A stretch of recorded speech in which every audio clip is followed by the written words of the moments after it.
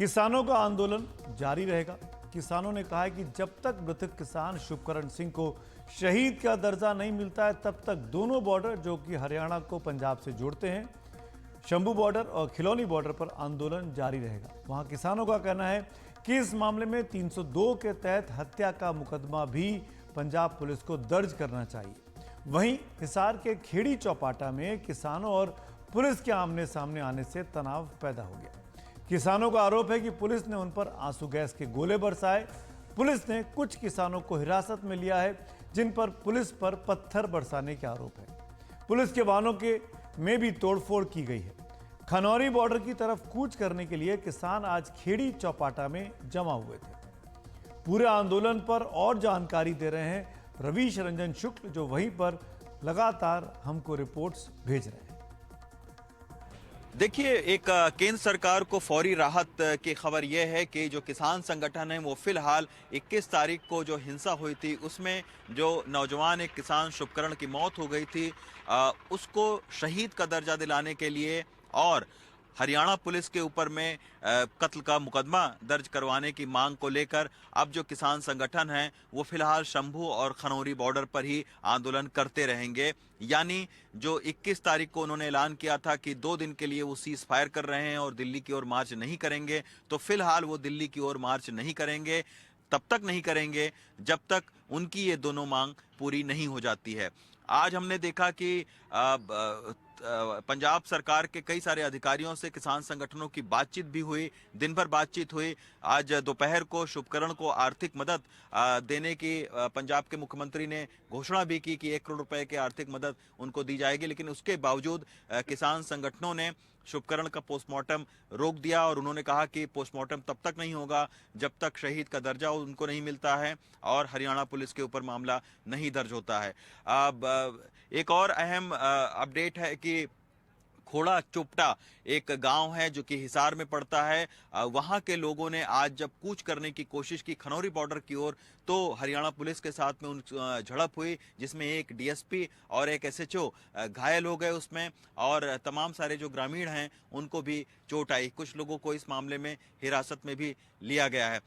फिलहाल जहां तक बात केंद्र सरकार के साथ में किसान संगठनों की बातचीत का है तो केंद्र सरकार लगातार ये तो कह रही है ट्विटर और मीडिया के सामने कि वो बातचीत करने के लिए तैयार हैं, लेकिन फिलहाल आज केंद्र सरकार के मंत्रियों की ओर से कोई प्रस्ताव किसान संगठनों के पास में नहीं पहुंचा है। यानी जो 5वें दौर की बातचीत होनी है वो फिलहाल बातचीत नहीं शुरू हो पाई। अब इस पूरे मामले का डेडलॉक कैसे टूटेगा ये एक देखने वाली बात होगी। हालांकि कुछ किसान संगठनों ने 26 तारीख को ट्रैक्टर मार्च का भी ऐलान किया है। इसके अलावा जो एसकेएम है, जो संयुक्त किसान मोर्चा है, उन्होंने आज आक्रोश दिवस जो है वो मनाया शुभकरण की मौत के बाद में। तो इन सब का जो है वो कहीं ना कहीं एक प्रभाव राजनीति में भी देखी जा रही है और आज पंजाब और हरियाणा के तमाम सारे राजनीतिक पार्टियों की ओर से आरोप प्रत्यारोप का दौर भी चला। लेकिन फिलहाल सरकार और किसानों के बीच में जो किसान संगठन है उनके बीच डेडलॉक बना हुआ है। इस बीच फौरी तौर पर राहत की कुछ खबर यह है कि फिलहाल किसान दिल्ली मार्च नहीं करेंगे। संजय कौशिक के साथ रवीश रंजन शुक्ला, एनडीटीवी इंडिया। इस बीच आज अंग्रेजी के अखबार द इंडियन एक्सप्रेस में एक रिपोर्ट छपी है भारत के किसानों की हालत के बारे में। कुछ सरकारी आंकड़ों के हवाले से इस रिपोर्ट में हाईलाइट किया गया है कि खेती करने और खेती से जुड़े हुए काम करने वालों की हालत में लगातार आज़ादी के बाद से गिरावट ही आई है।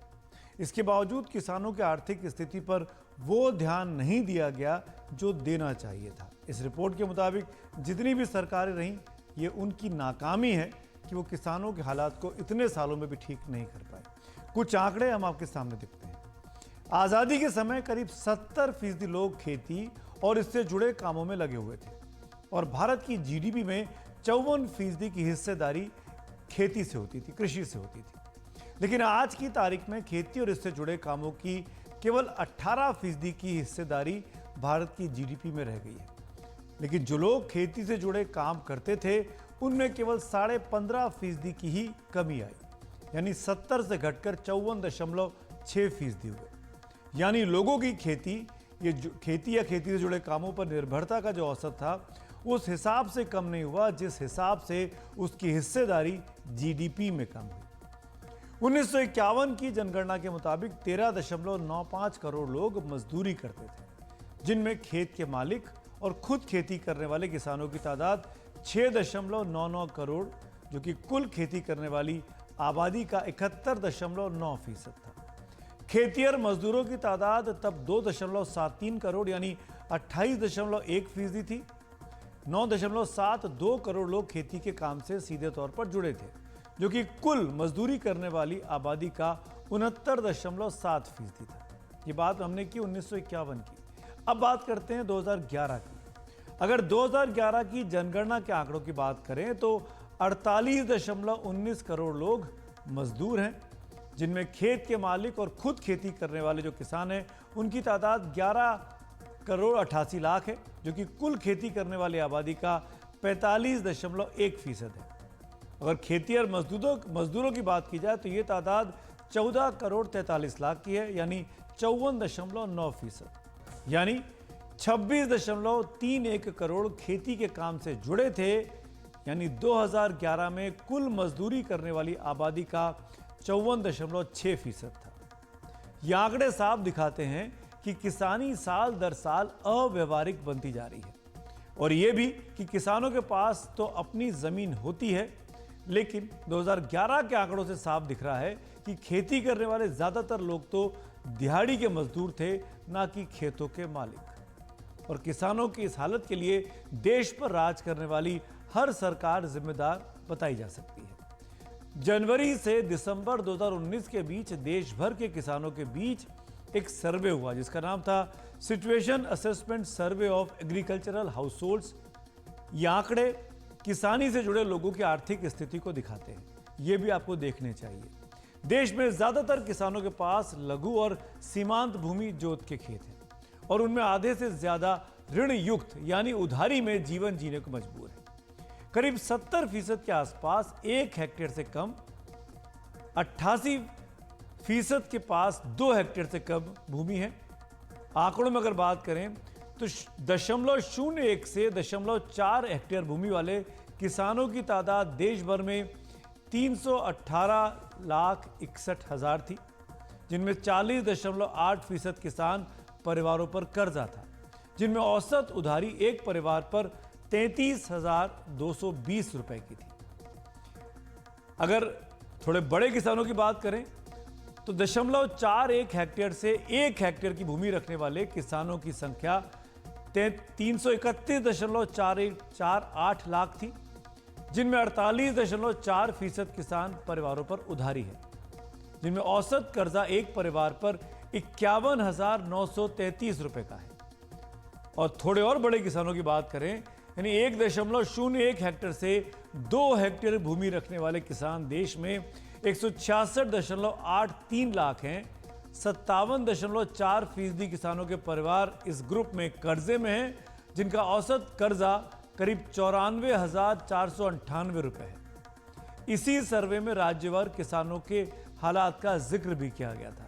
यह सर्वे 2019 का है, जिसके मुताबिक आंध्र प्रदेश और तेलंगाना में 90% से ज्यादा किसान परिवार कर्जे में जीवन जी रहे हैं, जबकि 5 व्यक्ति वाले परिवारों की औसत मासिक घरेलू आय 10,218 रुपए है, जो कि देश के किसान परिवारों की मासिक घरेलू आय के बराबर ही है। यानी आय बराबर है, पर किसानों की हालत बेकार है। 90% लोग कर्जे में हैं। ये आंध्र प्रदेश और तेलंगाना की बात कर रहे हैं। ओडिशा और पश्चिम बंगाल के किसान परिवारों की आर्थिक स्थिति सबसे खराब इस सर्वे में दिखाई दी। इस सर्वे के मुताबिक दोनों राज्यों में कृषि आय निम्नतम स्तर पर है। करीब 5 से 6,000 रुपए प्रति माह की आय है किसान परिवारों की, जिसमें भी 50 से 60% किसान परिवार पर कर्ज का बोझ है। यानी एक तो आय भी कम है और कर्जा भी बना हुआ है। यानी साहूकारों का दबाव है, बैंकों के ऋण का दबाव अलग से है। आबादी और क्षेत्रफल के हिसाब से अगर दुनिया की बात की जाए, दुनिया के बड़े मुल्कों में भी भारत का स्थान बहुत ही नीचे दिखाई देता है। तुलनात्मक तौर पर देखें तो अपने किसानों को सहायता, फिर चाहे वो सरकार से मिले या फिर बाजार से मिलने वाली कीमत से, वैसी नहीं मिलती जैसा कि विदेशी मुल्कों के किसानों को मिलती है। इस वजह से भी वहां के किसान ज्यादा खुशहाल दिखते हैं। एक और सर्वे रिपोर्ट है, उसके आंकड़े आपको दिखाते हैं। OECD, organisation for economic cooperation and development के मुताबिक चीन की वैल्यू इस सर्वे में सबसे अच्छी है। बड़े देशों में जिसका क्षेत्रफल भी ज्यादा और आबादी भी ज्यादा है, तो चीन सबसे ऊपर है, 1.14 इसकी वैल्यू है। यूरोपियन यूनियन को भी एक देश माना गया है, उसकी वैल्यू 1.03 है। अमेरिका की वैल्यू 1.01 है।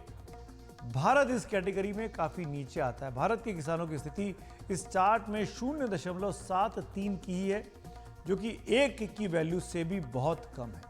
और ये आंकड़े दिखाते हैं, ये आंकड़े कि किस तरीके से भारतीय किसान आज़ादी के 75 साल के बाद भी वो मुकाम हासिल नहीं कर पाए जो दुनिया के किसानों ने हासिल किया है। और शायद यही वजह है कि किसान अपने डिमांड्स को लेकर, अपने कर्जे की बात हो या MSP की गारंटी की बात हो, इन डिमांड्स को लेकर बार बार प्रोटेस्ट कर रहे हैं।